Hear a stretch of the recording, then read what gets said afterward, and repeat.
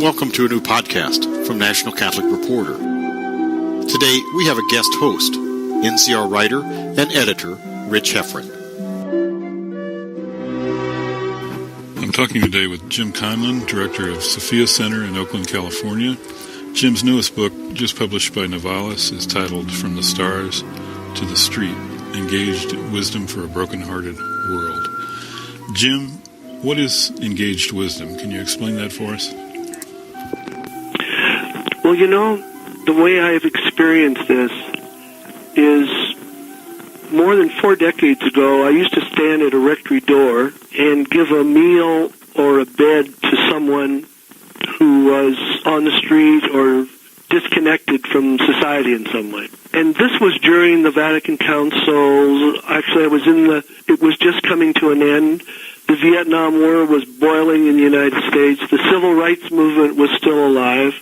The so-called therapeutic revolution was just beginning, and the world was really in a sense of turmoil.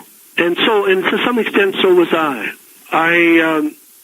When I got to the seminary, I started off studying science, unknowingly that science was going to play such a significant role in my future. But I graduated in chemistry and then was ordained.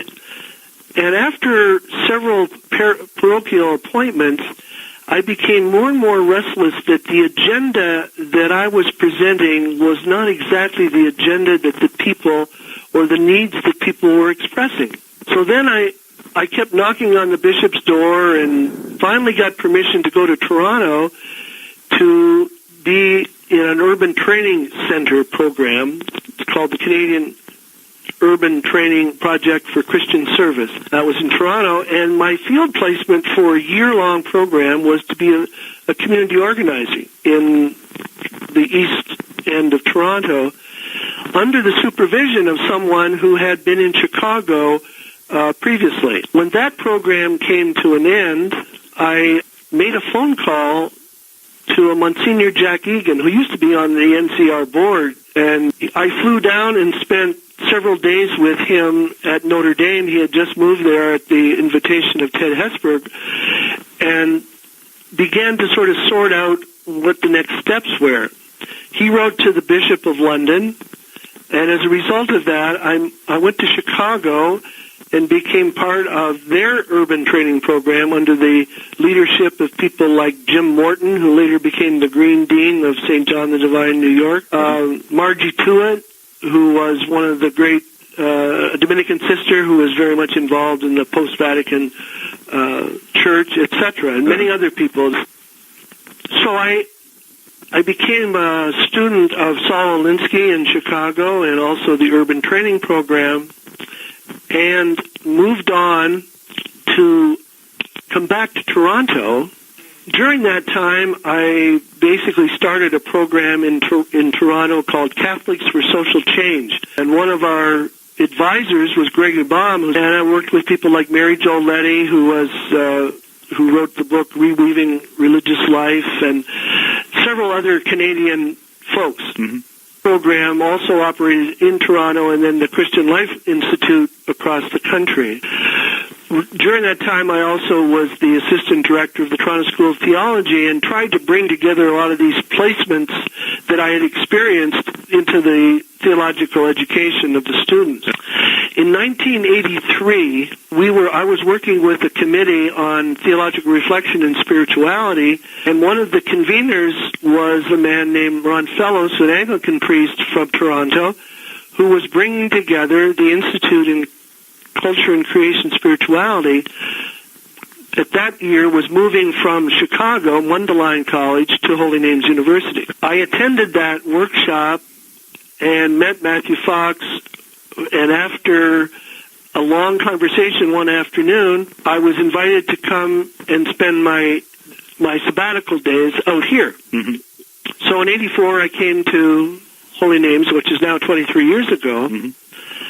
And at that point, I had also worked with Paolo Freire, in popular education, community organizing, had a long history of psychotherapeutic experience, both as a practitioner and as a subject. And all of a sudden, I started to experience creation theology and the new cosmology. Thomas Berry was a frequent visitor. Brian Swim was a faculty member. And many other people, David Stanleras visited. Many people passed through these halls during those years.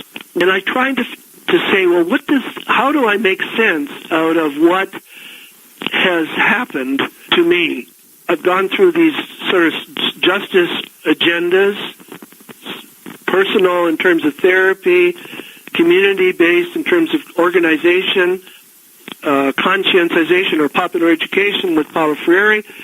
And I said to myself, how does this all make sense given now I'm exposed to the new story, the new cosmology, the universe, all of that? So in 1990, I wrote a small book I called Geo-Justice, a preferential option for the Earth.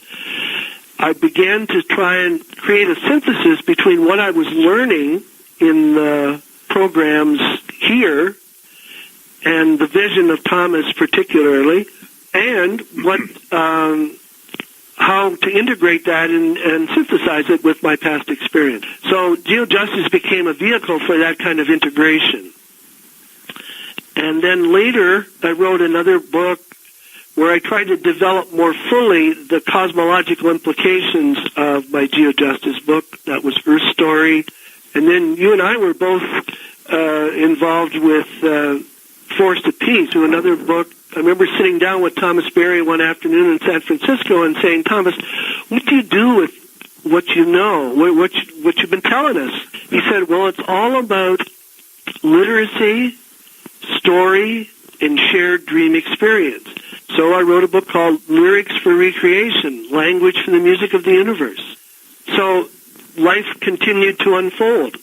And a few years ago, when I was sort of not quite sure where the next direction was, I sort of summarized my, what I would call a kind of systematic exploration of my work to that point. I called it the Sacred Impulse. And I had a chapter on spirituality, a chapter on vocation, a chapter on Geo-Justice, a chapter on gender, and a chapter on sort of envisioning the future, a kind of movement I thought we were on the cusp of. Then I began to say, well, how do you put this into a theological or kind of spiritual framework? What's the spiritual practice of what we're writing about and what we're teaching here? So I wrote this little book, I called it At the Edge of Our Longing. And I imagined what it would be like to take an open-ended sabbatical. And the sabbatical would involve, first of all, going to Gethsemane, where Thomas Merton lived and studied and wrote. Mm-hmm. And I called that the longing of the soul, contemplative theology. And then I thought, well, the next place I want to go, and he was still there at that time, would be to Lima, Peru, actually to Recife, just outside, where Gustavo Gutierrez was talking about liberation theology. I called this the longing of life. And that was a powerful process of liberation theology. And then I thought, well, then I'm going to go and spend time with Thomas Berry, who at that time was still in Riverdale and north of Manhattan in New York. Yeah. And that would be called creation theology. And then I felt there was one more thing that I hadn't said, which is how do I integrate, and this is where the stars of the street come together. I said, well, what next needs to be said? And this is how I framed it. I said, there's got to be a way that the biblical story, the cosmological story, and the personal story can converge and empower us into the future. So the biblical story, from Genesis to the wisdom literature, to the prophets, to the Gospels, to the sense of the kingdom, the apocalypse, you might say. That was the biblical story. Then the human story was my own journey, which I've outlined now in our conversation. And each of us can do that. Exactly. Right. That's right. This is kind of it can be a kind of framework, or whatever you want to call it, a kind of paradigm for everyone who just invests their own energies and their own chapters in it. So for me, it was what I've said. It was my personal journey from family to therapy to organizing to education to cosmology. And then I brought these together. So here's the biblical story, as I've mentioned it, story, and then the universe story, which begins with the galactic period, the formation of particles, then the formation of Earth, then the formation of life, and then the birth of consciousness and culture with the emergence of the human. And I said to myself, this is what engaged cosmology is about. It's taking the pre-existing commitment that we have from whatever tradition we're born in my case the Catholic, the energy of our own story that comes to us from the heart of our family life and the incidents that each of us have experienced, and then the powers of the universe which draw us forward, because in a sense we're all the extension. We're the next chapter. We're the paragraph in that big universe story. And then your own personal story sort of makes sense, doesn't it? I mean, all the twistings and turnings, if you put it in that context. In that context. Yeah. And hopefully others would find that their lives would make sense too. Most of us, there's an old saying I grew up with, God writes straight with crooked lines. So there's never, Teilhard talks about the sublime and the turmoil. And I think it's part of life. And when I say that engaged cosmology is looking at the wonder of a night sky and at the same time holding hands in solidarity with those who are engaged in protest and prophecy, and at the same time drawing on that pre-existing commitment that resides for all of us in whatever tradition or spiritual practices we're engaged in, when all of that converges, a new world is possible. And that's what the stars have to do with the street, isn't it? That's right. See, the stars, Brian Swim was 10 years old.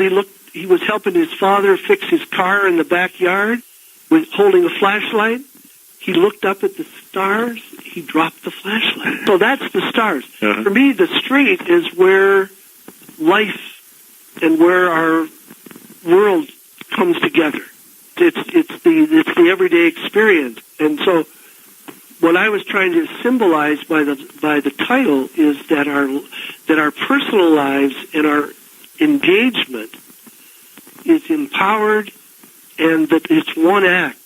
That the dropping the flashlight in great wild amazement is also what empowers us to engage in the struggle and the turmoil of everyday existence.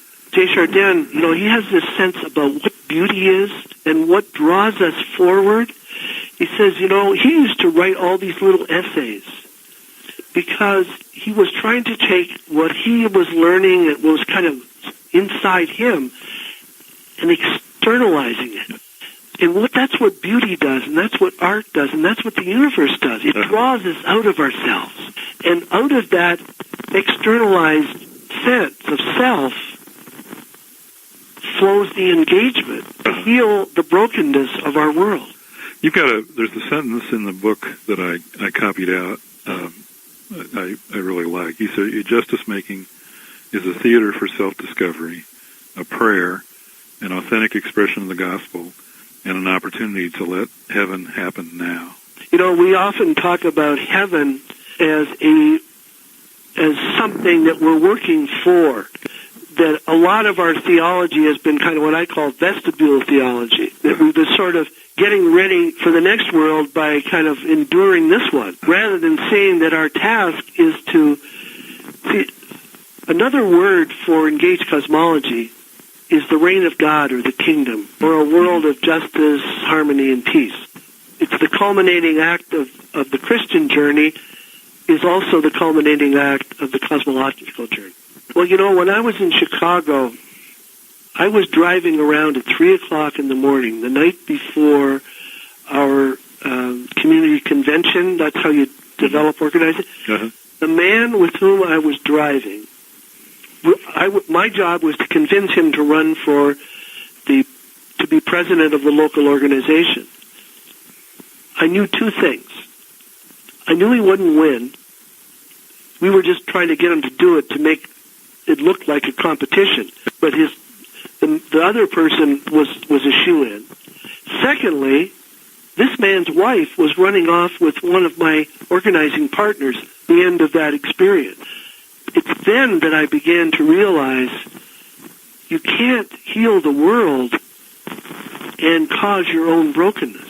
On the other hand, I sat in therapy and people became awfully preoccupied with their own personal experience and emotions and stuff, but seemed to lose sight of the larger context of the world.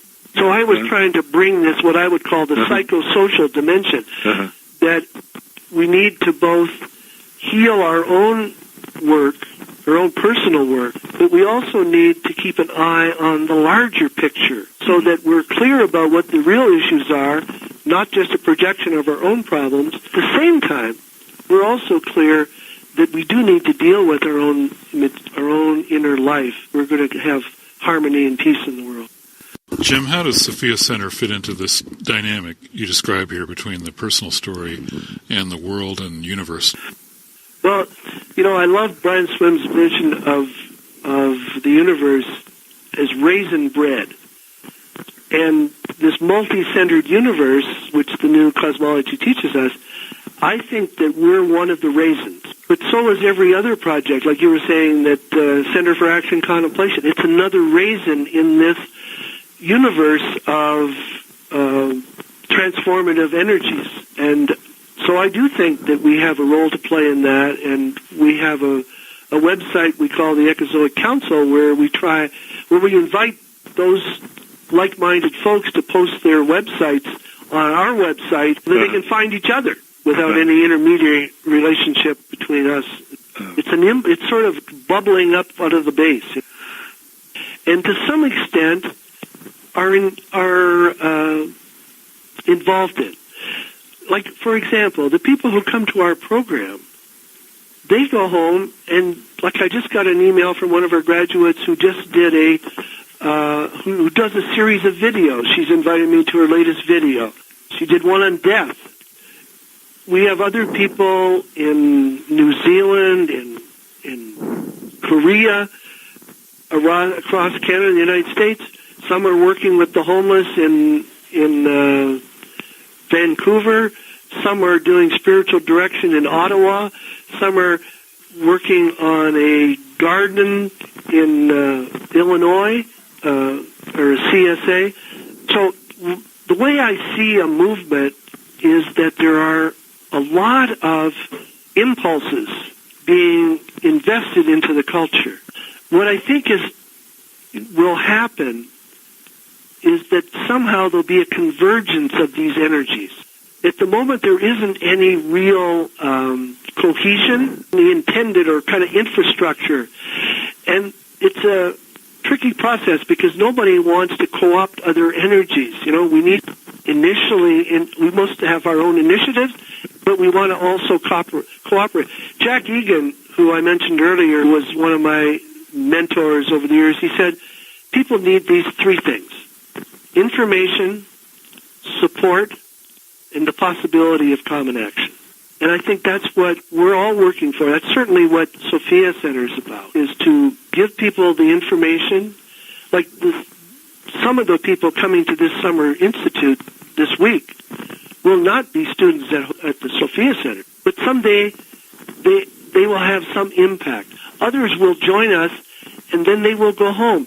We call our efforts here participating in what Thomas Berry and Rilke and many others have called the great work, that each of us has a particular gift. But the great work is aligning our energies to the unfolding dynamics of this particular moment in time. And so I believe we are influencing the dominant culture. I think there's more to be done. I think strategically we need to explore different and better ways of doing it. But it's definitely, somebody would ask somebody like Thomas, what are you trying to do with your life, Thomas? I remember he said, build a constituency. And that's kind of what we're about, that will have its own impact. What I've learned about Sophia Center is that we have a vision, but we don't have a program in the sense that we have any pre-existing expectation what people will do as a result of this experience. Not like medical school or any other school, where there's a kind of predetermined outcome. I always say, we're a compass, we're not a map. But the marvelous work that happens as a result of people's own particular calling and gifts is remarkable, and in some way would transcend if they were already predetermined into some particular focus. This concludes part 1 of a 2-part interview. NCR writer and editor Rich Heffern has been talking with James Conlon of the Sophia Center in Oakland, California. You can read more about the Sophia Center and Conlon's work in the September 7th issue of National Catholic Reporter. This has been an NCR podcast brought to you by National Catholic Reporter. Thanks for listening.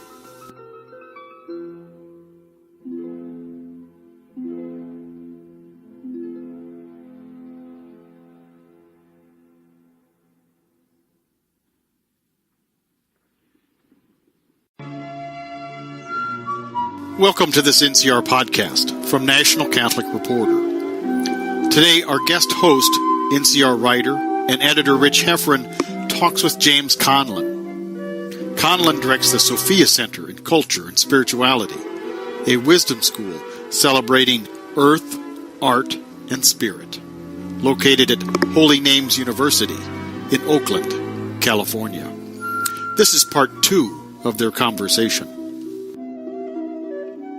I've noticed over the years you always have some sort of a art component, and it's an art that's sort of elite. That's right. Yeah, folk art, you might also. Yeah. Well, that's interesting to me. And that was something that was not inside my experience when I came here, because I had thought it was a more cognitive, more abstract kind of justice that I had been taught, methods, you might say. What I've learned is that art,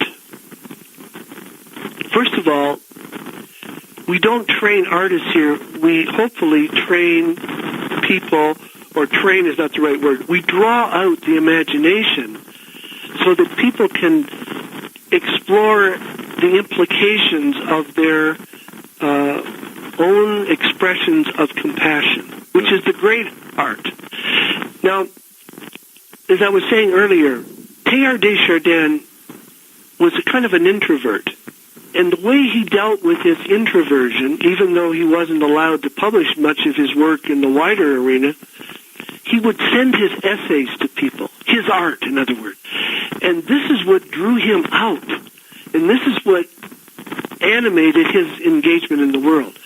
So we have courses here like storytelling, personal mythology, painting as spontaneous expression, and we also teach them the relationship between art and writing and art.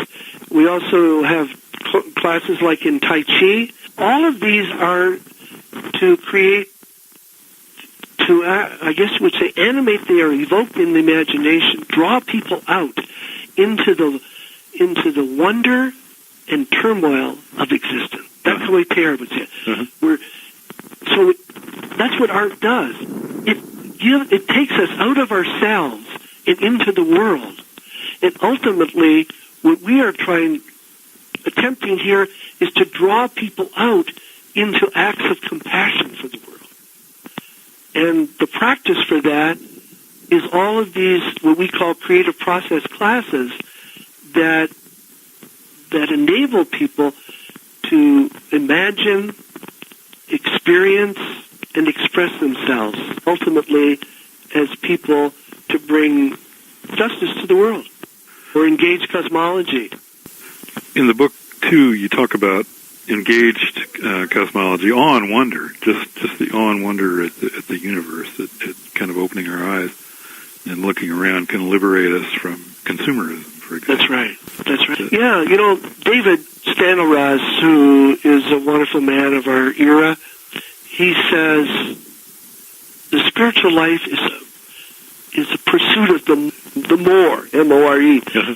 And what he's really talking about is that there's this insatiable, this kind of mystical hunger in all of it. I'm convinced, when I came to the end of the stars, from the stars to the street, you notice the last pages I talk about mystery and wonder and beauty and belonging. Because unless we have the psychic energy, the zest for life, the soul strength that is activated in us through the experience of wonder and beauty and belonging, which are really ways that we encounter divinity. Uh-huh. Uh-huh. Some would say, who's God? God is what is totally outside our perceptive experience, but totally present in everything we see, feel, touch, and taste. So we are actually planning a conference in February, uh-huh. and the conference is this. How do you experience, express, and make shareable the wonder, beauty, and belonging that lies at the heart of the universe? Because, see, another way of saying that in traditional theology Uh-huh. is how do you experience God? Because God becomes available to us in the primary revelatory experiences of creation.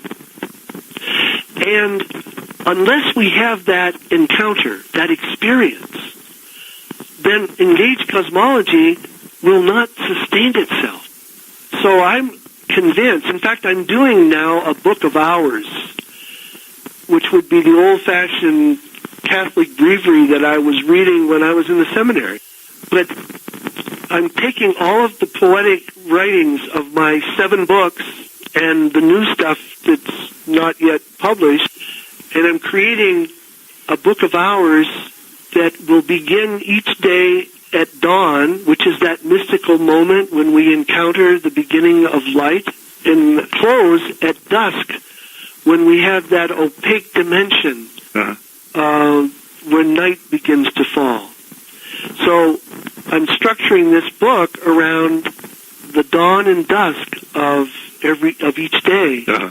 It's a liturgy of the hours. It's the liturgy of the hours, but it's the practice, it's the spiritual lectionary, if you will, of engaged cosmology to foster and fuel the psychic energy of others. Just recently, a book was published taking Thomas Merton's work and organizing it around this. I was thinking of this before, but this really, when I saw that book, which I use, I read the dawn and day this morning. It's sort of my own spiritual practice. When I saw that, it kind of confirmed the fact that what we need is a way to actually engage people in a spiritual practice, because our streets and our homes are full of what I call urban contemplatives, people who live ordinary lives but have a deep hunger for a deeper spiritual life. And much of our spiritual practices that we now have are not really nourishing people. So we're trying, in fact, this Sunday at our Summer Institute, we will be celebrating a Eucharistic prayer that I myself wrote, which I've never had the nerve to do in the past, and singing these songs so that we actually find a way to kind of bring together the cosmology and the sense of the sacred in the roots of our own Catholic and spiritual tradition. Yeah, you also talk about regaining our access to the recuperative powers of the universe. There's healing. That's right. In here too, isn't there? Yes. One of the great healing therapies is walking in nature. It's the beauty that heals. Mm-hmm. I remember at the Mass. Bernstein. Yes, that's right. Leonard Bernstein. Yeah, you Yes. mentioned him. And the celebrant has this crystal chalice on a terrazzo, and he throws it on the terrazzo floor, and it smashes into all these little particles, and he looks back at it, and he says, I never thought brokenness could be so beautiful. And there's each one of us is one of those little jewels shining out in the universe, but we need to have the healing capacity. See, I think that beauty heals, wonder heals. Stan Groff, who is one of my teachers as well, a psychiatrist and a transpersonal thinker, he says, what is our work is to heal the fragmentation within and the alienation without, to knit up the fabric of our soul. And I think the beauty and the wonder and the art. Who is it? Meister Eckhart says, if you want to find out who you are, do justice. That's a great quote. Isn't that a great quote? Yeah. And John O'Donohue says, we can't discover ourselves just through, psychological things like, I'm an INFP or I'm a 6, or whatever. He said, if we want to discover, create. Create is the doorway to identity, and justice is the doorway to the self, to the true self. I was reading an interview once with Raymond Carver. He's that short story writer. He writes these real minimalist stories.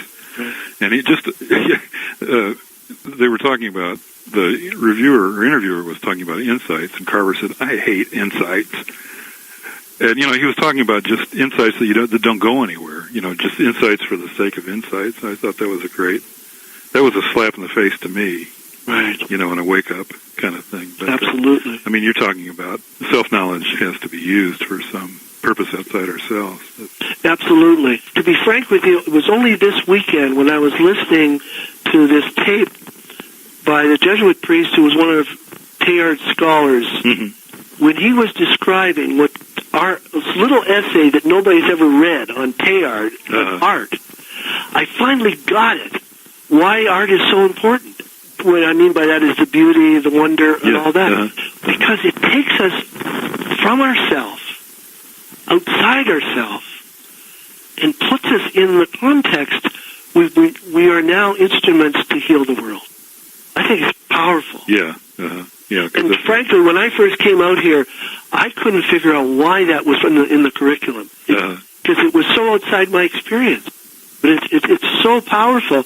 And, we have a class called Painting as Spontaneous Expression. People go into the classroom, they put a piece of paper on the wall, they're given a paintbrush and paint, and they just paint.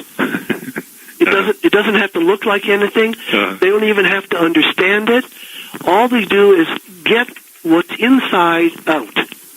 It's the woman who wrote the book on it she calls it point zero. In other words, if we go back to that very deep inner place and move from there, everything will flow. I call what I'm doing in the larger picture deep cultural therapy. Because in personal therapy, you go backwards in life, experience the traumas, and eventually move forward. I believe that what we're doing, if you take the universe story and you go from the human to life to Earth to the galaxy, and then you go back, what I call the God particle, that point from which everything began. That's where the heart of the universe resides. That's what I call the membrane of mystery. the epicenter of wonder and beauty and belonging. That's what this conference I was talking about, that's what we're going towards. We're going towards the divine originating energy, what some would call the God particle or the God molecule. And contact that, everything else flows. Not only are you empowered to do the great work that you've been engaged in, but you are able to shape and imagine even new and better ways to practice. You call Sophia Center a monastery for the new millennium. Yeah. And the vows are of relationship with self, other, earth, and the divine. See, and some monks take certain vows. The vow of the Sophia is the vow of relationship. Relationship to self, relationship to other, relationship to the natural world, to creation, and relationship to the divine. Gail Rossello has a wonderful phrase that I think I quoted in my book, one of my books. She says, "We are now entering the great confessional, where we are receiving absolution from all sense of separateness." So I think that the monastery of Sophia is that we are here to enter in, and we're all novices. We're all novices because we're all preparing for the final vow of relationship, and it just makes sense to me. We say that we're a wisdom school that listens with the ear of the heart, using St. Benedict's phrase, that celebrates earth, which is the communion with all of life, art, the unique and difference that each of us has and brings to the world, and spirit, which is that transformative energy that resides within us and that we express to the larger society in transformative energy. Somebody said, "Well, what is Sophia Center, and what do you do there?" And this is what I said. And this is where this is the work of the monastery, to create through the practice of a listening heart an inclusive, which is the feminine principle, and integral, which is the indigenous process, human presence that is open to the divine, which is the tradition, in our case, the Catholic tradition, but we welcome those from all traditions, that celebrates the primary revelation of the universe, which is how God self-discloses to us in the bird, in the brook, in the cricket, in the child, in the spouse, in the night sky, designed to create a sustainable and compassionate community of life for every species. That's what we do here. That's a good mission statement. Yeah, that's our mission statement. And that's what the word monastery actually comes out of this notion that I call this sometimes the seminary for the new millennium. Now, some of these words have, sort of negative impact on people because it reminds, but on another level, what is a seminary anyway? It's a place to grow seeds, vocational seeds. That's what seminary means.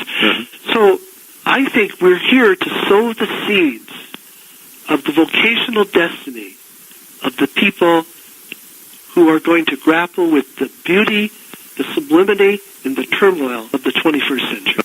If you say the primary revelation of God is in the natural world, in the universe, then that gives you a pretty capacious scripture to use in your formation, doesn't it? That's right. Thomas Aquinas in the Middle Ages said that there are two books, two revelatory sources.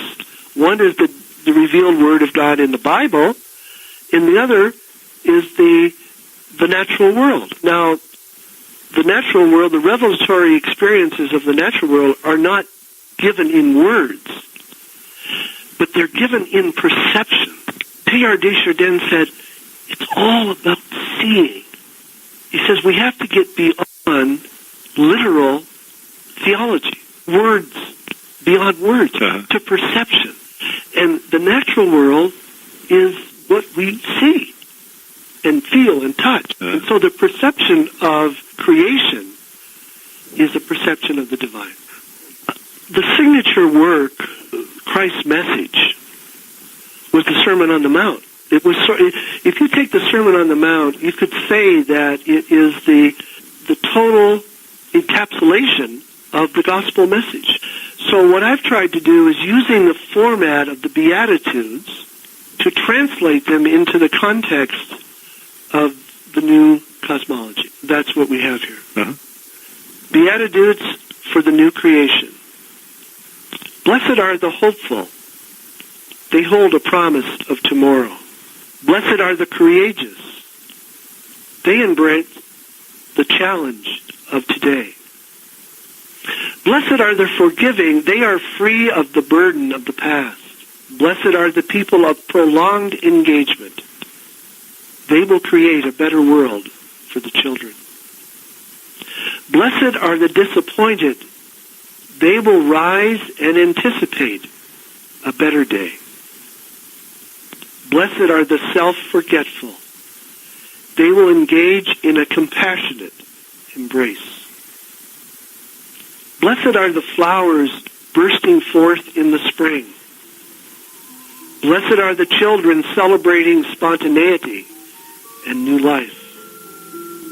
Blessed are the contemplatives. They will embrace the universe as one. Blessed are the liberators. They will set all the captives free. Blessed are the creation-centered people. They will appreciate the beauty of the earth. And blessed are the engaged mystics. They will ignite a fire on the earth and unite the stars and the street. This concludes Rich Heffern's interview of James Conlon of the Sophia Center in Oakland, California. You can read more about the Sophia Center and its work in the September 7th issue of National Catholic Reporter. Heffern is an NCR writer and editor. Our usual podcast host, Tom Fox, will return next week. This has been an NCR podcast brought to you by National Catholic Reporter. Thanks for listening.